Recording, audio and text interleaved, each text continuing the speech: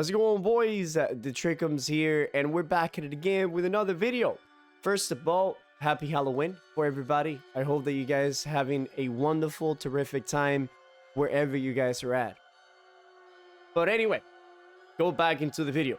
This video is going to be about the glass gems. Yes, the one that you put in your gear, the one that you put in your weapons. This got to be possibly the most asked question in every single one of the streams. Which gem should we put in our gear? Which gem should we put in our weapon? Which is completely understandable that a lot of people have these questions, because these gems, you know, whenever you look at them, some of them might look better than others, but you'll be like, but I want to play this way. But don't worry about it. All right, I got all of the info and all of the knowledge that I have about these gems, and I'm gonna give it all to you guys to see which one suits better for your playstyle and which one suits better for your class. Without any further ado, let's jump right into it. The first gem that we're going to be talking about is going to be the one that increases your melee damage and your rain damage by a flat amount. Now, I'm going to be honest with you, out of all of the gems, this one is by far possibly the weakest one. The reason I'm saying the weakest one is because it doesn't really have a place, right? If you want more damage, then you will go with the elemental gems. It will be more damage overall. The only times that I see this gem probably being useful, since they increase the flat damage, is if you have the highest burst in the entire game. If you can kill any class in like 2 or 3 seconds, then yeah, sure, go ahead and put these gems on them, and now you have a flat, 7% increased damage. By the way, since I say 7%, is because each one of them on the armor gives you 1%, and if you put it on the weapon, it gives you 2%. Now, if you were to use this flat damage modifier, probably and ideally you will want to go with an opal on the weapon. But if you're gonna go with an opal on the weapon, do not go with the glass gem opals right now. They are doing way less damage than literally having no opal in them, right? And you wouldn't go opal with an elemental gem, because if you are going with an elemental gem on the weapon, it's better for you to put elemental increased damage on your gear. But like I said, we're gonna cover that in a little bit. So you will put all of the flat damage increase, range or melee on the gear. And if by any chance you want to utilize this, then you will put a regular opal on the weapon. All right, do not put a opal with the increased melee or range damage, because first of all, the normal opal is 15%, and if you put a glass gem opal, it goes down from 15% to 12%. And then all of you're getting, it's 2% increased damage, right? Which is always there. It's not like it's going away. But instead of getting like 15% increased damage, you're basically only getting 14. But on top of that, the opal glass gem right now, it's doing way less damage than it should. As a matter of fact, a glass gem opal right now, like, I'm not talking about the other effect, right? Just the 12% increased damage there by the glass opal gem is doing less damage than having absolutely no gem on the weapon whatsoever. Even though that is supposed to give you 12% increased damage, it's doing less damage than no gems. So if you were going to put the flat damage increase for melee and range, then I'll recommend that you use a regular opal on the weapon. But once again, I don't really recommend this for any class out there, because just the flat amount of damage that you get, it's not enough to justify you using these gems. The other damaging gems are way better and far superior than this one. So straight off the bat, the increased melee damage and increased range damage, I do not recommend this for anybody. Don't use it. They are bad. Hopefully in the future they will get better, but we'll see what happens. The next gems that we're going to be talking about is going to be the Leeching gems. Now, the Leeching gems, they're very niche. The reason I'm saying very niche is because they don't work the way that you will want them to work, all right? The fact that they gave this gem a cooldown made it not being able to be used with many weapons, right? And one of those weapons are all of the magical weapons. Well, actually, only Ice Gauntlet and Fire Staff. Void Gauntlet can still benefit from the life-stealing gems quite well. But Fire Staff, Ice Gauntlet, and for example, Blunderbuss, these three weapons, or even Light Staff, right? None of these weapons will benefit from the Leeching whatsoever.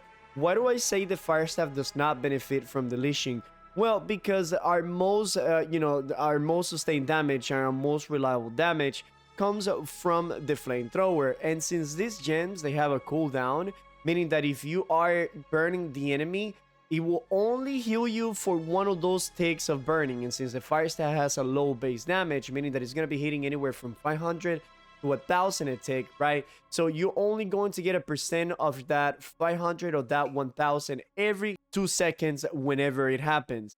So you're not going to get healed basically by anything whenever you're using the Fire Staff. With the Blunderbuss also does not help you whatsoever. Why do I say this? Because the Blunderbuss, every single one of their abilities and basic attacks are considered several attacks in one. For example, the Blunderbuss basic attack is 6 basic attacks in one. They deal obviously less damage than all the basic attacks, but still.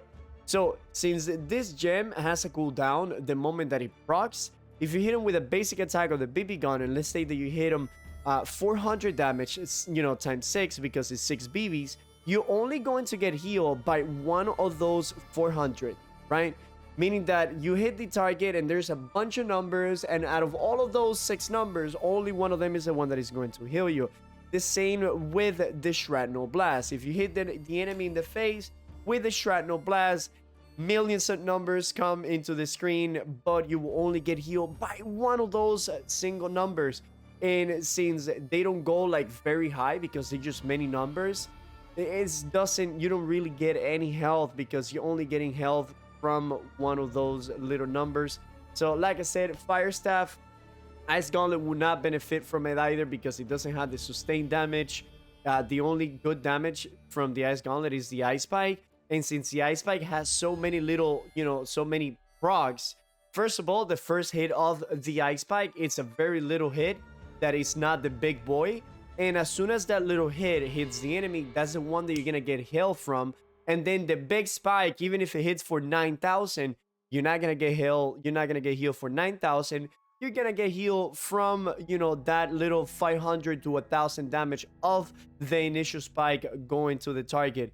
So if you are like a slow hitting weapon, for example, like a Warhammer, or like a great sword, great axe, these weapons will greatly benefit from these Leeching gems. Also, some weapons that attack rather quickly but can also benefit from these gems are such weapons like the Hatchet and Sword and Shield. All right, so these melee weapons, they do benefit from these Leeching gems rather nice. If you want to do it with a bow, that could also work because the bow has a very nice heavy hitting every 2 seconds. It happens less than that, faster than that. But what I'm saying is that every 2 seconds with a bow, you're going to do at least, 1,000 to 500 to 2,000 damage, which is going to be a nice juicy number in there. But I still don't recommend it for bows very much because bows usually are fighting from a range that they don't want to heal themselves. They just want to do the most possible damage that they can. Therefore, they're gonna go with another gem. All right, musket can also benefit from this, but once again, it's the same problem, right? They don't want to get any leeching. They rather do the most possible damage that they can from their given range. But yeah, that does it for the Leeching gem. It doesn't work for the Blunderbuss, for the Light Staff, or for the Fire Staff or Ice Gauntlet. You can somewhat utilize it with a Void Gauntlet if you have like a Voracious Blade, and then you have Leeching on the ring and Leeching on the weapon. But once again, still the problem about these Leeching gems is that they have that 2-second cooldown, which it really is a bummer because for the weapons that hit for many, very fast for small numbers, you will want this weapon to have some sort of light stealing sustain, but they completely negated that with the cooldown that they put it on these gems. I think that if they lower the amount of leeching that you get from these gems, but you remove the cooldown, giving every single class the ability to use it, it will be more basically healthy overall for everybody. Because right now, these leeching gems are not really being used other than maybe for some crazy people out there that want to experiment with this build, just because the gems that we still haven't talked about are just far superior and better than this ones. The next gem that we're going to be talking about is going to be the stamina regenerating gem. Now, this gem, it's pretty simple. You know, it's as simple as they come. If you want more stamina, you put this on, boom, you get stamina every time you hit an enemy. It has a 3-second cooldown, meaning that, you know, you won't be able to get stamina again until that cooldown it's ready to go. Now, if you are a class that usually runs out of stamina, maybe this is the way for you. But anybody really could utilize this. Any class, from healer to archers to melee people, right? If you're a melee player and you are constantly chasing the enemy with those basic attacks, roll basic attacks, roll basic attack, right? Something like that. This gem will kind of come in handy because it's going to give you that little bit extra stamina that you might need, you know, to keep on chasing the enemy. So let's say that you are like an archer, for example. You could still run like the elemental gem that increases your damage over time on your weapon, and you can have these 5 stamina regenerating on your gear. That way, you know, every once in a while, whenever you hit the enemy, you get that 5 stamina. Now, it's not like super crazy, right? This is mostly and mainly if you really want that little extra stamina regenerating, all right? It's not the end of the world if you don't put this on, but it could actually increase and better your playstyle if this is exactly what you were needing. So everybody can really utilize this gem. They're just as simple as they come. You want stamina, you get stamina. End of the story, all right? There's not too much science going after this one. So there it is, all right?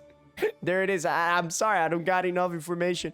Not that I have enough information about this one, it's just that there's not much for me to tell you about, you guys, you know, about this gem. If you want stamina, hey, put this one on. And the last gems, and everybody's favorite, these are going to be the gems that increase your elemental damage by 2% of, you know, the element of your choice. If you have it on the gear, if you're gonna put it on the weapon, then it deals that 8% weapon damage for 2 seconds, which is actually 3 ticks. Instead of being 2, it's supposed to be once a second, but it's actually 3 ticks, because the first one takes before the timer starts counting, and then it goes 2 seconds, 1 and 2, for a total of 3 ticks, right? Now, these gems are by far the best gems in the entire games when we talk about damage, right? And mostly this is what everybody wants, except for some people out there, like I said earlier, that they might want to go for a leeching approach, or they maybe want to go for a combination of stamina and the dot damage of this gem. Like I seen, you know, I haven't seen anybody, but just by looking at these gems, I can see how it works. Like you can have stamina on the gear, like stamina recovery on the gear, and then you can put like an elemental gem on the weapon. That way you have a little bit of both. You don't really increase the damage of your element. You get stamina and you do a little bit of damage. But anyways, all right, we're talking about strictly about these gems right now. Now, these are the cream of the crop. Why am I saying this? Because, well, you might be like, Drake, but that is just for mages, you know, that they have more elemental damage. Well, no, this is actually for everybody. You guys have forgotten about those perks like the shirking elements or the chain elements, or everybody's favorite, the attunements, right? So mostly everybody, even if you're a melee range weapon or you know, or a long range weapon, or even a mage weapons, having attunement on your weapon is super awesome and good for single target damage, especially since attunement only has a 1-second cooldown. So that is where these gems will actually kick in, because attunement is an elemental damage, and then you can have elemental damage increase for that attunement or whatever else your class is, right there. Like, I'm gonna give you an example. Let's say that you're a bow player and you have arboreal attunement on your bow. Well, now you can go with all arboreal attunement on the gear. Not a arboreal attunement. You can go with a arboreal damage increase on the gear, so it will increase that arboreal attunement damage. On top of that, if you put a Ember Gem on the bow, now that Ember Gem is also going to be buffed by 10% by these gems that you're putting on the gear, therefore increasing your damage overall by a huge amount. And the good thing about these gems, as I said earlier, is that even if you hit the enemy by, you know, for 1 damage, those couple of hundreds of damage are going to always be there, right? So this one is the most sustained damage in the entire game, and it potentially could be more burst than anything else, because the fact that the moment that you hit an enemy, it's 100 and something, 100 and something, 100 and something. So you always have that 300 there. And if you're consistently hitting the enemy, then it's like an extra 100, an extra 100. And if we combine that with the attunement, is an extra 100 on top of that. So now we're talking about 200 damage every second, if not more, as long as you're proccing the attunement and these gems, right? So these work greatly for the fire staff. These work greatly for, you know, the ice gauntlet, void gauntlet, all of the melee weapons. It works amazing. The bow and musket, they benefit from this so freaking much, because if you guys know, the bow and the musket, they both have perk on their skill tree that if the enemy has a dot, the bow is, if the enemy has a dot, you know, altogether. So as long as those burnings or those, you know, poison from the arboreal attunement or you know, the weapon, you know what I'm talking about, the weapon damage over time, whenever you have 8% weapon damage gem on the weapon, it's too many words, right? You will get that buff increase in damage. For the muskets, right below the powder burn, there is a perk that it says that increase the damage that you do to a target as long as the target is burning. So if you have a burning gem on the musket, right, every time that you shoot the enemy will be burning for those 2 seconds. So for those 2 seconds, you have increased damage on the enemy. So if you're like right there on shooter stands and you're shooting one guy, the moment that you hit them, they're gonna start burning. Even if you miss your you know, your powder burn, they're gonna be burning, therefore increasing your damage of every subsequent shot, you know, from there on. So this works very well for every class, really. If you're melee, if you're range, mage, even if you are a healer, right? Even if you're a healer, you could put all of the gems that increase your nature damage. Then you put a diamond, you know, on, because that is the only gem that you put on the light staff, right? You put a diamond and you make it that it deals 8% nature damage every second, you know, whenever you hit with a basic attack or an ability. And just like that, you will increase the damage greatly by your light staff while still healing. Yes, you're gonna be a little bit less powerful when it comes to your healing by 3%, and you're going to be a little bit less tanky, but other than that, you should be fine. You will be doing a lot more damage. So in conclusion, the best gem overall is going to be this elemental gems by a long shot. If we compare them to the flat increased melee damage or range damage, this one will come on top by a long shot, right? By a long shot. As a matter of fact, I will almost say and tell you guys, you should have these gems on your weapons at all given times. Like, forget about the leeching, forget about the stamina, and forget about the flat stat, you know, melee or range damage. This should be the gem that is always there, because that 8% weapon damage every second for 2 seconds, and it resets on every hit, that is always there. That is crazy. The amount of damage that you do, it's insane. Just think about it. Whatever your damage is, add an extra 300 damage to that damage. If you're a bow user, you hit somebody with a bow, they walk behind a pillar, well, guess what? Those 100 are going to be taken there all the time. If you want to do the Leeching build, then yes, go ahead, go for it. It's not that strong, and probably wouldn't even put that Leeching gem on the weapon. I'd rather that you put an elemental increased damage, just because it's going to be better, right? That extra 3%, 2% that you get on the weapon from the Leeching is not really that crazy or that great. So it's better just to have this increased damage with the dots. If you're gonna go with the stamina, you could go with the stamina all over the place. You can put it on the gear, you can put it on the weapon. It doesn't really matter, and you're gonna be getting that stamina. Just know that you're going to be wasting a lot of damage by not using these elemental gems. If you are going, you'll just forget the flat damage increase. Those are just useless, all right? Forget about that. But yes, these elemental gems are so good. For fire mage, just think about this for a second, right? You have fire damage. So if you put all these gems that increase the fire damage flat, all of your fire damage abilities are going to be doing 10% increased damage, right? On top of that, if you have flame attunement, that flame attunement is also going to be empowered. If you have the gem that increases your damage, you know, that it gives you that dot over time, if you have all of this increased fire damage, it would also increase the damage for that. So all of these things, and whenever we talk about elements, yes, it looks like on paper, it looks like it will benefit mages and people that use the element more than others, but in reality, this gem is so powerful and so great that it works for everybody. On top of that, people cannot really build protection against this type of gem because everybody's using a completely different element, right? You have bow using arboreal, you know, void, whatever you call it, right? Then you have mages using ice and fire. You have a crazy guy with a great axe Warhammer over there using lightning on their gear, you know, on their weapons.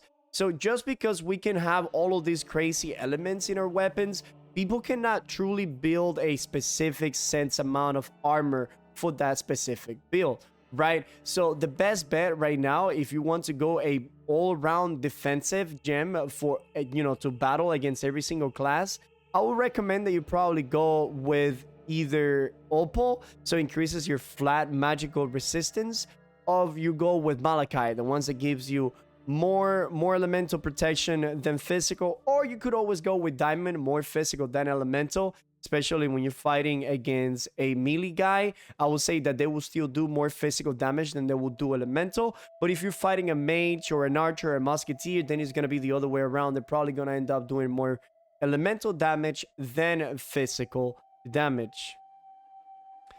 And that's about it. I hope that this information was very useful to you guys. If you guys enjoyed the video, don't forget to like and sub and just leave a comment down below. If you guys haven't watched some of my other videos about the hard runes and that one trick that everybody should be using in arenas, if you're a person that do arenas, I have a very special video for you about this one special item that everybody should have for arenas. But anyways, I hope that you guys enjoyed it, and I'll see you guys in the next one. Cheers, boys!